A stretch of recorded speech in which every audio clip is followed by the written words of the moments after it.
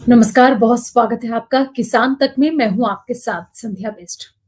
Bulletin की शुरुआत करेंगे और आज खबरों में जिन पर चर्चा करेंगे, जिन पर गुफ्तगू करेंगे, सबसे पहले बात होगी प्याज को लेकर, क्योंकि लगातार हम देख रहे हैं कि एक तरफ तो ग्राहक परेशान है, लेकिन कहीं ना कहीं महाराष्ट्र की अगर मैं बात करूं तो महाराष्ट्र में एमएसपी को लेकर प्याज की घमासान छिड़ा हुआ है। वहां के किसान लगातार विरोध प्रदर्शन कर रहे हैं और सड़कों पर उतर आए हैं। क्या कुछ वो मुद्दा है वो आपको बताएंगे इस बुलेटिन में, और बात करेंगे किसान आंदोलन से जुड़ी खबर का है, जहां पर आपको बता दें कि किसान नेता सरवन सिंह पंढेर ने बड़ा ऐलान किया है एमएसपी को लेकर। आगे की रणनीति के बारे में उन्होंने बड़ी बात कही है। क्या वो बात है, क्या उनका बयान है, वो आपको इस बुलेटिन में दिखाएंगे।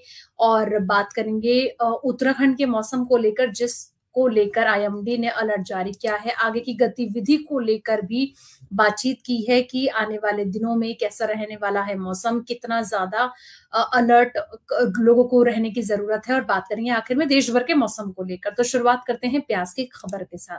बता दें कि महाराष्ट्र के नासिक जिले में किसानों ने दूध और प्याज के एमएसपी की मांग को लेकर राज्य सरकार के खिलाफ मोर्चा खोल दिया है। भारी संख्या में किसान सड़कों पर उतर आए हैं। कहा यह जा रहा है कि अहमदनगर के सांसद नीलेश लंके के नेतृत्व में आंदोलनकारी अन्नदाताओं ने किसानों को न्याय दिलाने के लिए सोमवार को सरकारी कार्यालय बंद करने की चेतावनी दी। किसानों का कहना है कि अगर सरकार उनकी मांगे नहीं मानती है तो आंदोलन आगे भी जारी रहेगा। एक रिपोर्ट के मुताबिक महाराष्ट्र के किसान शुक्रवार से अनिश्चितकालीन विरोध प्रदर्शन कर रहे हैं। रविवार को किसानों ने कहा कि वे प्याज और अन्य कृषि उत्पादकों के साथ साथ दूध उत्पादकों के लिए एमएसपी की भी मांग कर रहे हैं। उन्होंने कहा कि अगर सरकार उनकी मांगों को नहीं मानती तो आंदोलन यूं ही जारी रहेगा। इसमें कम पर हम सरकार से समझौता करने को तैयार नहीं है। किसानों ने कहा कि आंदोलन करते हुए 3 दिन हो गए हैं, लेकिन अभी तक सरकार की तरफ से कोई पहल नहीं की गई। हम अपनी मांगों को लेकर अहमदनगर जिला कलेक्ट्रेट के बाहर आसमान के नीचे बैठे हुए हैं, लेकिन हमारी सूद देने वाला कोई नहीं है। जिस तरीके से किसानों की जो नाराजगी है वो साफ तौर पर देखने को मिल रही है और एमएसपी की मांग को लेकर किसानों के द्वारा विरोध प्रदर्शन किया जा रहा है। अब देखना ये होगा कि लगातार 3 दिन से ये विरोध प्रदर्शन की आग आगे बढ़ती जा रही है। कितने दिन तक किसानों का यूं ही विरोध जारी रहेगा? क्या सरकार किसानों की बात पर गौर करती है? ये तो खैर आने वाला वक्त ही बताएगा। खबरों में आगे बढ़ते हैं, बात करते हैं किसान आंदोलन से जुड़ी खबर का, जहां पर आपको बता दें कि किसान नेता सरवन सिंह पंढेर अपने बयानों को लेकर लगातार इस आंदोलन में चर्चा का विषय बने हुए हैं। जिस तरीके से उनके द्वारा सरकार को घेरने की कोशिश की जा रही है, आंदोलन अभी भी जारी है। इस बीच उनका एक बड़ा बयान सामने आता है एमएसपी को लेकर, जहां पर उसकी कानूनी गारंटी को लेकर उन्होंने विपक्ष को लेकर भी बात कही है कि विपक्ष को हमारा साथ देना चाहिए और ये इसको लेकर प्रावधान होना चाहिए। सुनाते हैं आपको क्या कुछ कहना है। दोनों फोरमों की ओर से, केएमएम और एसकेएम नॉन पॉलिटिकल की ओर से आज पूरे देश भर में भाजपा के 240 एमपी को छोड़ के बाकी सभी एमपीज को मांग पत्र दिए जाएंगे। इसी सिलसिले में आज हम लोग अमृतसर में chief power com border zone जो है कैंट में, वहाँ इकट्ठे होंगे और उसके पीछे औजला जी की कोठी है, वहाँ पर मार्च करते हुए उन्हें जाकर 2 पेज का एक लेटर विद मांग पत्र देंगे। और पूरे देश भर में जो भी विपक्ष है, एनडीए या इंडिया गठजोड़ है, जो विपक्ष है, उन्हें हम कहेंगे कि एमएसपी के ऊपर प्राइवेट बिल लेकर आया जाए। किसानों की मांग के ऊपर चर्चा होनी चाहिए, उसके ऊपर वोटिंग भी होनी चाहिए। देश के सामने बात जानी चाहिए कि कौन से एमपी किसान मजदूर का समर्थन करते हैं, कौन से विरोध करते हैं। तो भाजपा में जो शामिल एनडीए के घटक हैं, हम उनसे भी कहेंगे आप लोग पहली बार चुन के आए हैं, ये ज्वाइंट सरकार है, आपका पक्ष भी नीतीश कुमार जी का, चंद्रबाबू नायडू जी का और अन्य जो दल है उनका पक्ष सामने देश के आएगा कि किसान मजदूर के बारे में वो लोग क्या समझ रहे हैं। और हम इस बार सभी किसानों मजदूरों को अपील करते हैं, आज दसियों हजार किसान मजदूर है जो एमपीस को मांग पत्र देने जाएंगे और इस मानसून सत्र में किसानों की मांगों के ऊपर, खास करके एमएसपी के ऊपर बड़ी चर्चा होगी और सरकार से आशा करेंगे कि वो एमएसपी के लिए बजट बनाएं, कर्ज मुक्त के लिए बजट बनाएं। और मैं सरवण सिंह पंदेर दोनों फोरमों की ओर से, केएमएम और एसकेएम नॉन पॉलिटिकल की ओर से आज पूरे देश भर में भाजपा के 240 एमपी को छोड़ के बाकी सभी एमपीज को मांग पत्र दिए जाएंगे। इसी सिलसिले में आज हम लोग अमृतसर में chief power com border zone जो है कैंट में, वहाँ इकट्ठे होंगे और उसके पीछे औजला जी की कोठी है, वहाँ पर मार्च करते हुए उन्हें जाकर 2 पेज का एक लेटर विद मांग पत्र देंगे।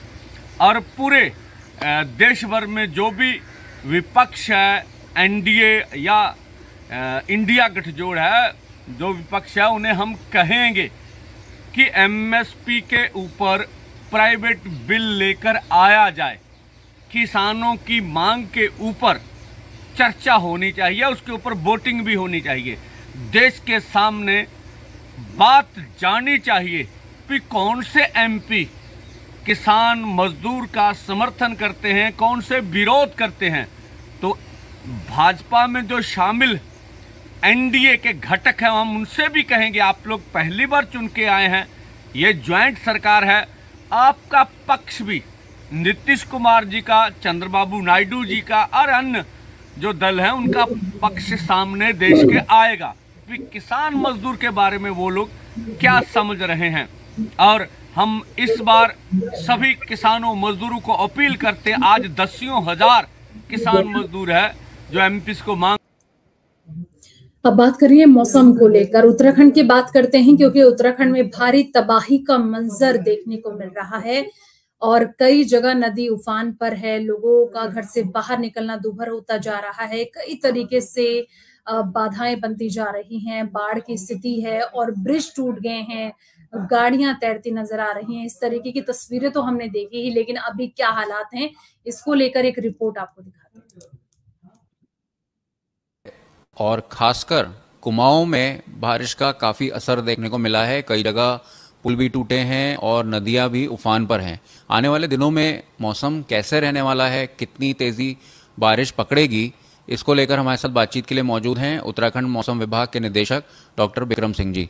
सर, बहुत बहुत स्वागत है आपका आज तक पर। जी नमस्कार। इस समय बारिश की क्या स्थिति है, आने वाले दिनों में बारिश कैसी रहने वाली है, क्योंकि पिछले 48 घंटे में कुमाऊं पर काफ़ी कहर बरपाया है मानसून ने, आप कैसे देखते हैं? बिल्कुल, देखिए हमने 2 तारीख से आगे ही रेड अलर्ट वो कर लिया था कुमाऊं रीजन के लिए, और उसमें फिर हमने बोला था कि जो बीच में की जो पीक है वो आपको 6 और 7 को देखने को मिलेगा। तो 7 तारीख रात को जो सबसे ज़्यादा एक्टिविटी हुई है, अगर ये पास्ट 24 आवर्स में हम देखते हैं तो कुमाऊं रीजन में मानसून कंडीशन विगरस रही है। और उसमें भी अगर डिस्ट्रिक्ट की बात करें तो उसमें जो है चंपावत और उधम सिंह नगर डिस्ट्रिक्ट में सबसे ज़्यादा है, फिर उसके बाद नैनीताल है और उसके थोड़े कम फिर और डिस्ट्रिक्ट जो कुमाऊं के हमारे बच रहे उसमें है।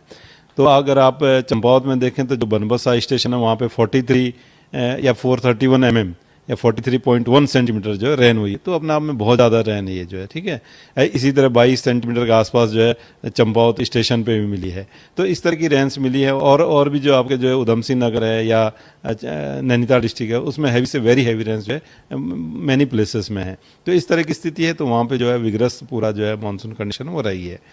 अब अगर देख रहे हैं, लेकिन इसमें साथ में यही था कि जैसे कंटिन्यूसली हमने रखा था, प्रशासन के साथ भी हमारा समन्वय चलता रहा और हम उनको भी अपडेट देते रहे कि इन एरिया चाहिए डिस्ट्रिक्ट में जहाँ की जो ज़्यादा दिक्कत हो सकती है। विशेषकर जो यूएस नगर डिस्ट्रिक्ट है तो हमने ये भी बोला था कि जो पहाड़ों में भी बारिश होगी वो भी पानी बह के अल्टीमेटली उसी में आना प्लेन एरिया उसमें जो है, तो यहाँ जल भराव की स्थिति काफ़ी वो देखने को मिली। तो वो स्थिति बिल्कुल वो बनी है और हालांकि अभी तक जो सूचना ये है कि कोई जान की नुकसान नहीं है, लेकिन हाँ लोग जो है दिक्कत में है, परेशानी में है, फंसे हुए हैं कुछ जो है, तो उनको निकालने या करने की सुरक्षित वो करने की वो कार्रवाई उनकी चल रही है।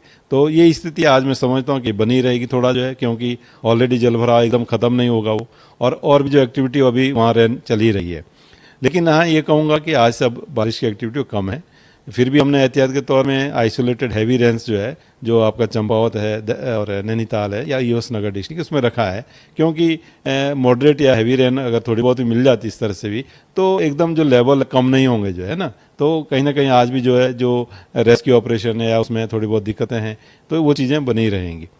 हालांकि बारिश अपने आप में कम होनी शुरू हो गई ऑलरेडी जो है, और कल भी आप देखेंगे 9 तारीख को तो और भी डिस्ट्रिक्ट्स की बात करें तो उनमें भी कम है, लाइट मॉडरेट तक की रेन से बहुत ज़्यादा कोई एक्टिविटी नहीं है। 10-11 में जब जा रहे हैं तब थोड़ी बढ़ रही है रेन, तो उसमें वेरी हैवी रेन तक आइसोलेटेड आप कह सकते हैं जो प्लेन्स के डिस्ट्रिक्ट है या उनसे जो लगे हमारे हिल्स के डिस्ट्रिक्ट है, उनमें संभावना। अंदर के डिस्ट्रिक्ट्स में तो ज़्यादा एक्टिविटी उत्तराखंड में नहीं दिख रही है, तो लाइट मॉडरेट है। आगे मैं कहूँगा अगर वीक वर्क की बात करूँ मैं आगे, तो बहुत ज़्यादा एक्टिविटी अब आगे नहीं है। एक वीक जो है 10-11 में जैसे बोला थोड़ा बहुत है, एक आधे स्टेशन मिलेंगे जहाँ थोड़ी ज़्यादा रेंस है। तो कहीं ना कहीं देखिए पहाड़ों में प्रिकॉशन तो हर समय चाहिए। अब बात कर लेते हैं देश भर के मौसम को लेकर, क्योंकि देश भर के मौसम की अगर मैं बात करूं तो हर जगह बारिश का कहर है। जून के अंत और जुलाई के पहले हफ्ते तक पूरे भारत में मानसून का आगमन हो चुका है, लेकिन कुछ जगहों पर इसकी रफ्तार अभी धीमी पड़ी है। राहत की बात यह है कि लोगों को भीषण गर्मी से राहत मिली। दिल्ली की बात करें तो पिछले 2 दिनों से आसमान में काले बादल छाए हुए हैं, लेकिन बारिश नहीं हो रही। पहाड़ी राज्यों में आज भारी बारिश की चेतावनी दी गई है। मध्य प्रदेश, बिहार में भी मौसम सुहावना बना हुआ है। आईएमडी ने आज यानी कि 8 जुलाई को दिल्ली में बादल छाए रहने और हल्की बारिश होने का अनुमान जताया है। वहीं आपको बता दें कि तापमान की अगर मैं बात करूं तो 36 डिग्री तापमान, न्यूनतम तापमान 26 डिग्री बना हुआ है। और सुबह से लेकर शाम तक ये कहा जा रहा है कि हवाएं तेज चल सकती हैं। शाम तक पूर्वी की ओर हवाएं लौट सकती हैं, साथ ही हल्की बारिश की भी उम्मीद जताई गई है। मौसम विभाग ने इसके बाद 9 जुलाई से 13 जुलाई तक बारिश की संभावना जताई है। इस दौरान अधिकतम तापमान की अगर मैं बात करूं तो 35 से लेकर 35 अधिकतम तापमान, वहीं न्यूनतम तापमान 27 डिग्री सेंटीग्रेड सेल्सियस बना हुआ है। आसमान में बादल छाए रहने से उमस भरी गर्मी से लोगों को थोड़ी राहत मिलती नजर आ रही है। तो फिलहाल इस बुलेटिन में इतना ही। बाकी तमाम खबरों के लिए आप देखते रहिए किसान तक।